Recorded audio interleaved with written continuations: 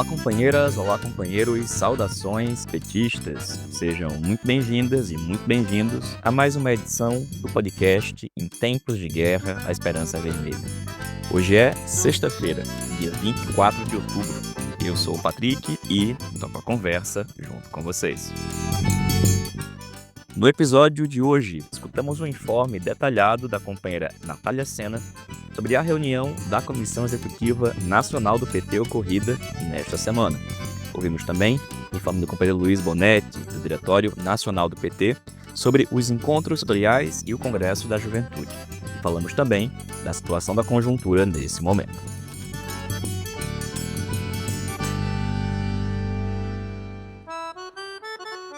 E pessoal, começamos a edição de hoje, aqui do podcast, falando da escalada da ameaça e dos ataques dos Estados Unidos contra a Venezuela.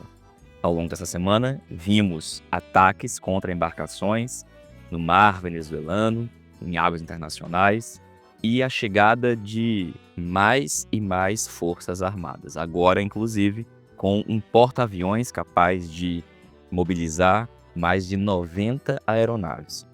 O cenário vai se desenhando, é extremamente preocupante. É uma escalada de uma ameaça que há semanas e meses vem crescendo. A bem da verdade, há bastante tempo é nítida a decisão por parte do governo dos Estados Unidos de atacar e preparar uma intervenção na Venezuela para colocar fim ao governo bolivariano. O fato é que, nesse momento, a ameaça talvez seja mais concreta do que nunca. Em outras oportunidades, as ameaças e as ações foram feitas de outras maneiras. Vamos nos lembrar do reconhecimento por parte dos Estados Unidos do governo do autoproclamado Juan Guaidó há alguns anos, das ações dos Estados Unidos para desestabilizar e atrapalhar o processo eleitoral venezuelano na última eleição.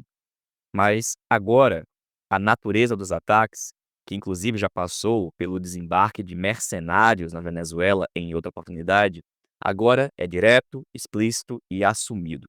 O presidente Trump afirmou que o presidente da Venezuela, na opinião dele, tem relações, por exemplo, com o narcotráfico, e essa ação visa combater o narcotráfico. A cortina de fumaça tem uma pretensão óbvia e evidente: colocar a Venezuela sob controle dos Estados Unidos. É absurdo, inaceitável e tem que ser repudiado por todos e todas que defendem a democracia e a soberania dos países. Aqui do Brasil, nós temos a tarefa de acompanhar com muita atenção e de expressar nossa solidariedade ao povo venezuelano, ao governo e revolução bolivariana e repudiar qualquer tentativa de intervenção e ataque. Primeiro porque isso é inaceitável, é um crime e é um desrespeito ao direito internacional. Óbvio, os Estados Unidos não estão nem aí para isso, porque nunca estiveram aí para isso quando os seus interesses políticos e econômicos estão em jogo. Mas também pelos impactos que qualquer atividade como essa pode ter para o Brasil. As próximas horas, dias e semanas serão decisivas. Acompanhemos com muita atenção, manifestando sempre nossa solidariedade ao povo venezuelano e repúdio a qualquer tentativa de ataque contra a soberania do nosso país vizinho. Dito isso, a gente volta a atenção aqui para a situação interna. O presidente Lula está em viagem à Indonésia, em atividade com os países asiáticos, e é nesse momento, inclusive, que pode ocorrer a reunião do presidente Lula com Trump, em que o assunto é o fim ou a redução do tarifaço. Mas, enquanto Lula está por lá, por aqui, fiquemos atentos às ações e movimentações do Centrão, da extrema-direita e dos seus funcionários. E por falar em pessoas que servem à direita e à extrema-direita, quem mais uma vez deu toda a pinta e demonstrou a quem serve e para quem atua, o pedido por parte do ministro Luiz Fux, do STF, de sair da primeira turma e ir para a segunda turma do STF. E, uma vez que isso seja concedido e realizado, a segunda turma passa a ser nada mais, nada menos do que um antro bolsonarista dentro do STF, com uma maioria formada agora por Luiz Fux, André Mendonça e Cássio Nunes Marques. É uma situação extremamente delicada, afinal de contas, cria uma condição no STF de absoluta desproporcionalidade em uma situação e em um momento onde a disputa de poder no Supremo tem impactos cotidianos na vida das pessoas, na política nacional. Fux agiu. O judiciário, portanto, tem novidades, e também tem novidades no ambiente legislativo. E a novidade, óbvio que não é nem tão novidade assim, segue a pressão e a chantagem por parte do Congresso Nacional em relação ao governo, não aprovando as medidas que são necessárias. E agora o governo aparentemente vai agir liberando emendas. A posição do governo nesse momento, pessoal, é melhor do que aquela que vinha prevalecendo anteriormente. Uma posição de negociação, de sempre ceder, de sempre tentar conciliar. O governo subiu o tom, e isso foi muito importante, a ponto de podermos afirmar que, nesse exato momento, as condições são melhores do que aquelas do começo do ano. Mas isso tem que ser aproveitado. Se é preciso aprovar agora questões orçamentárias, é preciso garantir que nós terminemos o ano com o governo tendo uma pauta positiva, que essa pauta positiva seja a pauta do povo, que nós coloquemos agora para votar grandes e importantes temas, diferente daquilo que falou há algumas semanas o nosso líder Zé Guimarães, e que apenas poucas coisas tinham que ser colocadas para votar. É hora de colocar as coisas importantes, de avançar. As pesquisas dessa semana, da anterior, demonstram um crescimento contínuo da aprovação do presidente Lula. Não deixemos isso passar. Não coloquemos de novo o governo e as nossas posições reféns do Congresso Nacional e das posições de direita, extrema-direita, nas mãos do centrão. Tem muita coisa boa que pode ser feita e tem uma pequena janela de oportunidade para ser aproveitada nesse momento. E dito isso, a gente agora vai escutar o informe da companheira Natália Sena, da Comissão Executiva Nacional do Partido, sobre a reunião da CEM que ocorreu nessa semana. É o informe da Natália que a gente escuta a partir de agora. Oi, Patrick e ouvintes do podcast Em Tempos de Guerra Esperança é Vermelha, que é a Natália Sena, da Executiva Nacional do PT, e hoje eu vou fazer um informe para vocês de como foi a reunião da Executiva Nacional que aconteceu na segunda dessa semana, dia 20 de outubro. Reunião presencial que aconteceu na sede do PT em Brasília, e foi a segunda reunião da Executiva Nacional do PT após o PET, né, dessa nova gestão da direção. Na pauta da reunião, informes, debate de conjuntura política, formação do GTE, Grupo de Trabalho Eleitoral, debate sobre o Congresso do PT, debate sobre a COP30, sobre a composição de secretarias adjuntas na executiva e sobre a federação partidária. Essa era a pauta da reunião. A reunião começou com informes rápidos, foi dado informe sobre o encontro dos núcleos do PT no exterior, que vai acontecer em Genebra, sobre o Encontro Nacional de Formação, que vai acontecer nos dias 28 e 29 de outubro, sobre o encontro de parlamentares negros, que já aconteceu alguns dias atrás, sobre os encontros de prefeitos de cidades até 30 mil eleitores, prefeitos petistas, que vai acontecer ainda esse ano, e também de prefeitos jovens, que vai acontecer logo antes do Congresso da Juventude do PT em dezembro. Foi dado informe também sobre o PTEC, que foi o seminário feito pela Secretaria Nacional de Comunicação, em parceria com algumas empresas da área de tecnologia, Big Techs, enfim, das redes sociais, Google, Meta, enfim. O seminário aconteceu há alguns dias também na sede do PT, uma parte dele foi transmitido, e, por último, foi dado um informe sobre a montagem do coletivo da Secretaria de Relações Internacionais, composto pelo secretário Humberto Costa, pela secretária adjunta Misiara e também por Walter Pomar, Mônica Valente e Romênio Pereira. Esses foram os informes no início da reunião. Em seguida, iniciou-se o debate de conjuntura. O debate de conjuntura foi feito a partir de um texto que foi divulgado já, e foi aprovado na reunião com emendas pontuais, né? Nós recebemos o texto um dia antes da reunião, fizemos algumas emendas, muito simples, que eu vou descrever aqui o que foram propostas. Primeiro, a gente propôs incluir, logo no início do texto, uma afirmação de que a derrota da PEC da blindagem mostra que é possível impor derrotas à maioria de direita do Congresso Nacional.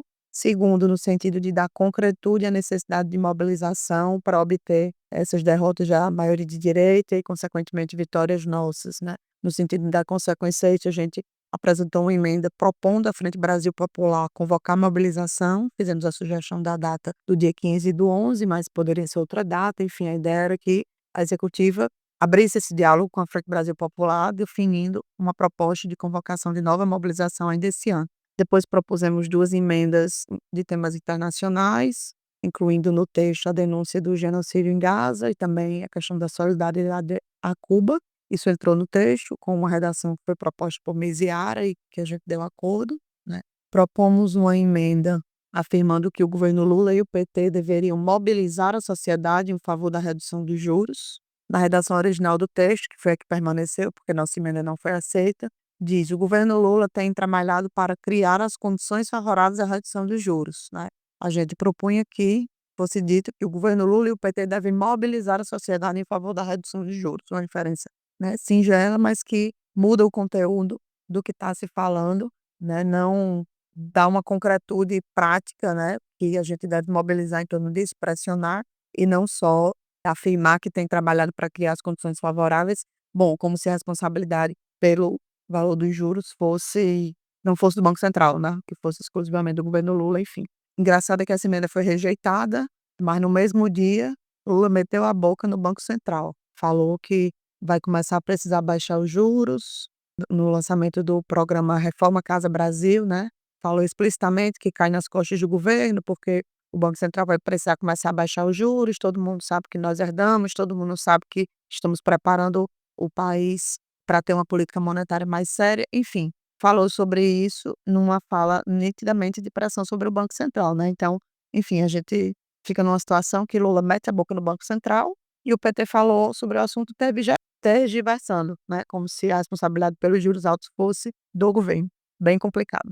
Fizemos uma outra emenda no trecho sobre a COP30, afirmando a necessidade de derrotar o retrocesso legislativo que o agro tenta impor no Congresso Nacional, emenda que foi rejeitada.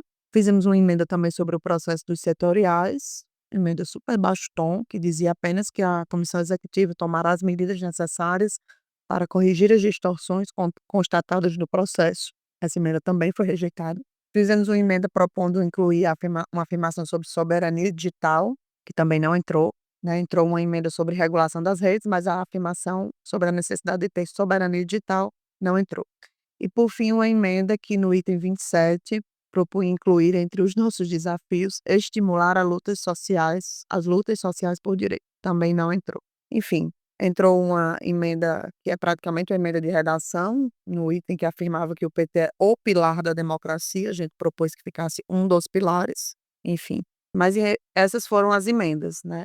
Praticamente todas foram rejeitadas, né. Sinceramente, eu não sei dizer o que exatamente significa essa rejeição de propostas tão tranquilas, que inclusive vários integrantes da executiva se manifestaram a favor no debate, né. Não sei dizer se trata de um simples descaso, deixaram de lado nossas sugestões, nem consideraram, enfim.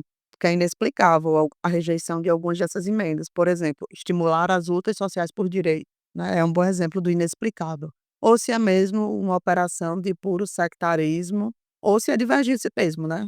Enfim, mas isso aí a gente vai saber em breve, ao longo dos próximos meses, insistindo para que as coisas sejam efetivamente votadas de forma adequada, porque ainda tem isso, né, não foi 1 a voto. O método é o seguinte: o texto chegou um dia antes, a gente mandou as emendas no início do dia da reunião, conforme solicitado, a reunião foi de tarde, a gente mandou no iniciozinho da manhã. No debate a gente apresentou as emendas de forma oral, né, na fala, outros também fizeram o mesmo, e aí durante a reunião chegou uma nova versão no grupo de Zap, com as propostas acatadas. Então, o que acontece é que o que não vem nessa nova versão não é acatado, porque a gente não sabe exatamente quem rejeitou as emendas, né, não foi acatado por quem. Eu não sei dizer se pelo redator, redatora do texto, se pelo secretário-geral, que conduz esse processo de aprovação do texto, se pelo presidente, se pela CNB ou sua maioria, enfim. O texto foi aprovado meio no afogadilho, no final da reunião, e por ter constatado que nada do que a gente apresentou foi considerado, né, eu me abstive. A única abstenção que teve no texto foi a minha, e foi por uma razão simples, né, eu reconheço que houve um esforço no texto de contemplar uma média das posições, inclusive também por isso apresentei emendas bem razoáveis, até abaixo do tom do que eu realmente penso, mas não considero nada razoável, o encaminhamento que foi dado, de rejeitar a inclusão da defesa da soberania digital, ou de não poder afirmar que é possível impor derrotas à maioria de direita no Congresso Nacional, quando a gente acabou de impor uma derrota, ou de afirmar que a executivo tomará medidas para corrigir as distorções no processo de setoriais, algo super genérico, quando a gente sabe que está tendo um monte de distorção, um monte de problema, ou a pior de todos, né, que eu acabei de falar, não incluir a afirmação de que a gente deve estimular as lutas sociais por direitos, enfim. A reunião começou com esse debate de conjuntura, terminou com a aprovação do texto, foi a última coisa, né, foi nesse formato que eu acabei de descrever, no final: "Então vamos aprovar aqui por consenso", e aí já todo mundo se levantando para ir embora. No momento do debate o clima era um e no final do debate o clima era outro, né. Também tem essa questão que influencia na nossa abstenção. Isso eu vou passar a contar a partir de agora. O ponto seguinte de debate na reunião foi a discussão sobre a composição do GTE. A gente já sabia que a proposta que viria, que seria apresentada, né, na reunião, era de um GTE composto por 9 membros, mais o presidente, sendo que 5 desses 9 seriam da CNB e o restante, os outros 4, seria um de cada uma das 4 chapas mais votadas após a chapa da CNB, ou seja, uma proposta onde 2 chapas com assento no executivo ficam de fora do GTE. Foram 7 chapas no PED, né, teriam, além da chapa da CNB, mais 4 representadas no GTE com um integrante, além dos 5 integrantes da CNB. A gente as chapas que ficariam de fora era a nossa, da articulação de esquerda, e a chapa que foi a número 299, com Edinho, com Lula, que inclusive apoiou Edinho e tem setores da CNB nela. Então a composição apresentada como proposta foi 5 da CNB, um do Movimento PT, um da Resistência Socialista, um do Campo Popular e um da chapa que inclui as tendências DS e militância socialista.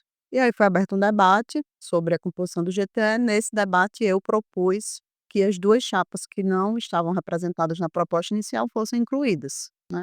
Logo em seguida o próprio Edinho defendeu uma proposta que ele tentou que fosse de consenso, que contemplava isso, né, aumentando as vagas da CNB, a CNB passaria de 5 para 6 e aí incluiriam as outras 2 chapas. Nós concordamos, obviamente, e aí se reabriu um debate, né, se reabriu um debate, em defesa da proposta inicial, né, um debate que foi liderado principalmente por Gilmar Tato, Humberto Costa e Quaquá, né, que defenderam a necessidade de uma maioria da CNB, no GTE, defenderam explicitamente isso, mesmo o GTE não votando, né.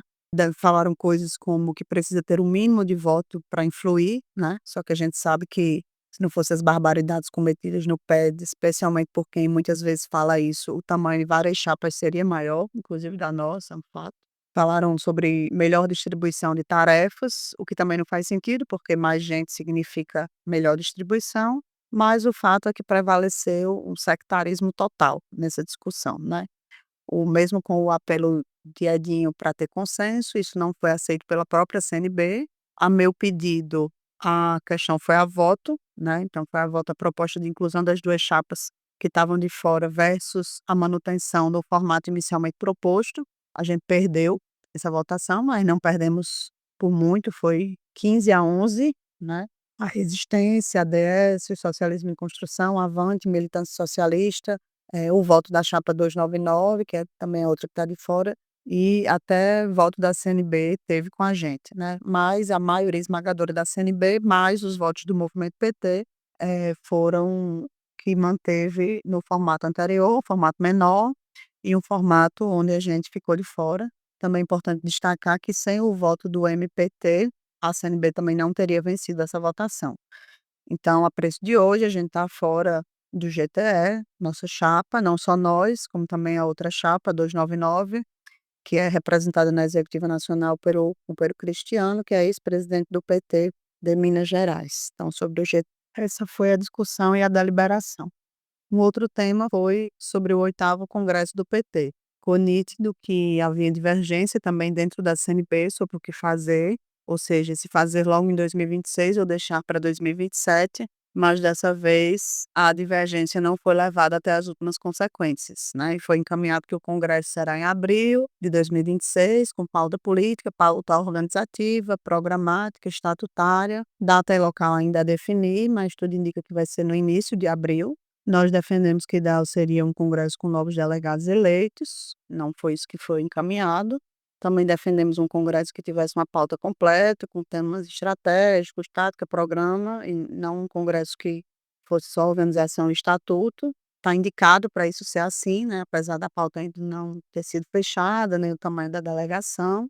E o que foi aprovado nessa reunião foi a criação de uma comissão, que vai ser coordenada pela Secretaria-Geral, e os nomes também vão ser compostos na próxima reunião da Executiva Nacional.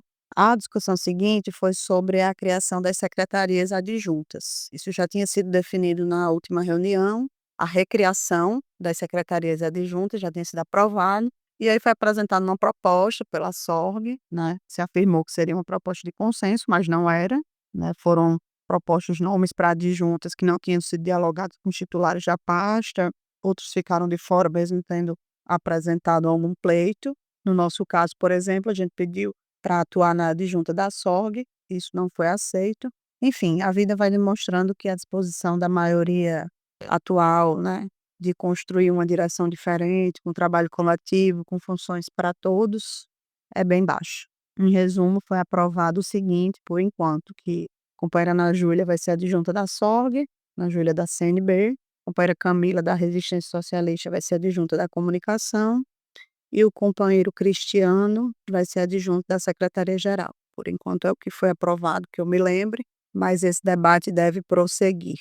Outros debates aconteceram sobre a agenda do PT na COP, debateu-se um pouco também sobre a reunião do DN do dia 6 de dezembro, um pouco da preparação dela, e o debate sobre federações foi remetido para uma próxima reunião, né? Então esse é o informe da reunião da Executiva, foi uma reunião interessante, como eu disse, foi a segunda reunião da Executiva eleita nesse último PED, né? Tivemos 2 reuniões presenciais esse ano, acredito que pelo menos uma online ainda aconteça, e também está agendado o Diretório Nacional para o dia 6 de dezembro, em formato presencial. Valeu, Natália. Obrigado, companheira. E, gente, também tem informe aqui do companheiro Luiz Bonetti, integrante do Diretório Nacional do Partido, sobre o tema dos setoriais do Congresso da Juventude. São informações muito importantes que pedimos a atenção de vocês, inclusive para orientar a base do partido. É o informe do Bonetti que a gente escuta a partir de agora. Bom dia, Patrick. Bom dia a todos que acompanham o podcast. Aqui quem fala é Luiz Bonetti, da Coordenação Nacional da JAI, passando para trazer um informe sobre uma atualização sobre o Congresso da Juventude do PT, que está rolando, se iniciou no mês passado, as etapas municipais, um dos únicos congressos, né, de organização de secretarias que está rolando de forma totalmente presencial, justamente por entender a necessidade de mobilização e organização da juventude petista Brasil afora. No entanto, que a gente vem acompanhando com a realização das etapas municipais um reflexo de um quadro de grande dificuldade de organização da juventude do PT, que se reflete na mobilização, decorrente em grande medida de um calendário extremamente apertado de realização das etapas, né? Para as etapas municipais foi destinado cerca de 1 mês e meio, a gente teve agora uma prorrogação de mais uma semana, no mês de novembro, mas ele continua muito aquém da necessidade de fato de um período para que esse processo consiga atingir todo o seu potencial. No mês de novembro, após o dia 8, quando encerram as etapas municipais, se iniciam os congressos estaduais. E no dia 13, no dia 12 a 14 de dezembro, o Congresso Nacional da Juventude do PT. Nós da JAI temos trabalhado muito para apresentar a nossa política em todos os estados onde a gente tem inserção. Tem sido uma campanha forte de mobilização da juventude petista, não apenas para participar, mas para de fato debater quais os rumos da juventude do PT precisa ter nesse próximo período.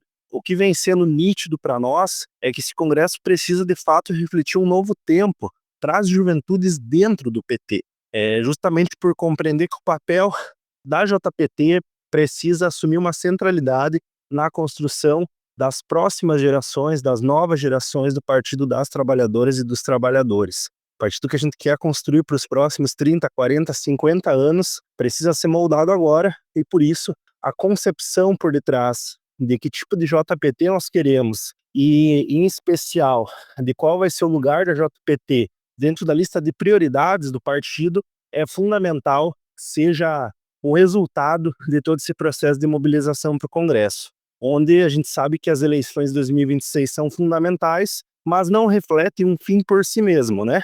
Apenas mais um passo na construção do projeto popular do Brasil que nós acreditamos e que precisa ser guiado pela força da juventude petista, socialista, democrática e de massas, que é a juventude que nós acreditamos que tem capacidade para transformar o Brasil, junto com as outras forças e organizações de esquerda. Então, esse é um relato breve. Várias cidades, vários estados estão se mobilizando nesse momento, como eu falei, e a gente tem acompanhado e orientado esse processo, apresentando uma tese própria, que vai estar sendo publicada no Página 13, disponível aí para toda a militância, para todos os jovens filiados ao partido também. Valeu, Bonetti, obrigado, companheiro. E pessoal, essa foi mais uma edição do podcast Em Tempos de Guerra, a Esperança é Vermelha.